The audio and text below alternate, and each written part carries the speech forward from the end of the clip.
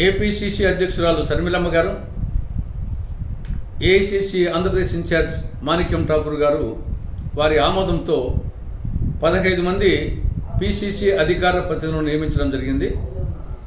వీళ్ళు శ్రీకాకుళం జిల్లా నుండి దిలీప్, విజయనగరం నుండి శ్రీనివాసరావు, విశాఖపట్నం నుండి వెంకట్రావు, ఈస్ట్ గోదావరి నుండి శివగణేష్, వెస్ట్ గోదావరి నుండి గంగయ్య, కృష్ణా జిల్లా నుండి సతీష్, గుంటూరు నుండి రామకృష్ణ, ప్రకాశం నుండి శ్రీపతి సతీష్, నెల్లూరు నుండి బాబు, అనంతపురం రాంభూపాల్ రెడ్డి, కడప జిల్లా నుండి ఎన్డి విజయ్ జ్యోతి, కర్నూలు నుండి శ్రీనివాసులు, చిత్తూరు నుండి గోవర్ధన్ రెడ్డి, బాపట్ల తాడిగొండ వెంకటేశ్వరరావు, విశాఖపట్నం నుండి ఏబిఎన్ వర్మ. అంటే పాత జిల్లాలు జిల్లా కొన్ని చొప్పున నియమించడం జరిగింది.